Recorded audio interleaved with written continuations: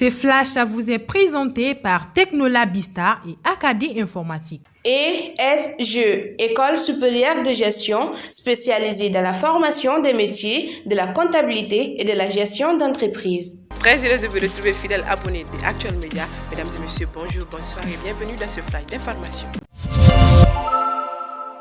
Nous entamons ce flash d'information avec l'actualité nationale après avoir été suffisamment imprégnés des réalités de notre pays au cours de la visite des émissaires à Bamako.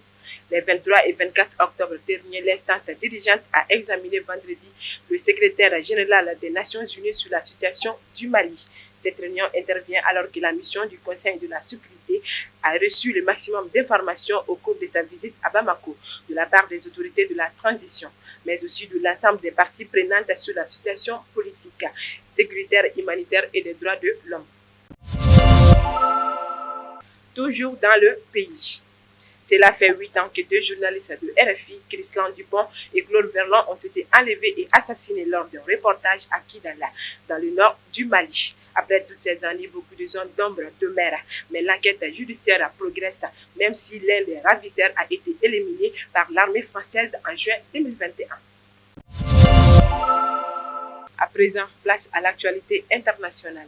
Ce mardi 2 novembre, Nicolas Sarkozy est attendu pour témoigner au procès de ses anciens proches dans l'affaire des sondages de l'Élysée, protégé par l'immunité présidentielle qui lui confère la Constitution.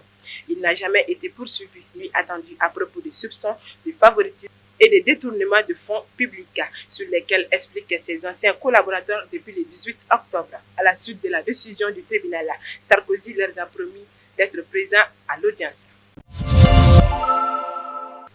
Pour clôturer ce flash d'information, faisons un tour en Chine. Le nombre de morts du coronavirus a franchi un cap, même s'il reste sous-estimé. La pandémie due au Covid-19 a causé le décès de plus de 5 millions de personnes dans le monde, depuis que l'Organisation mondiale de la santé, OMS, a fait l'état de l'apparition de la maladie fin décembre 2019 en Chine. Selon un comptage réalisé par l'AFP ce lundi 1er novembre à partir des bilans officiels.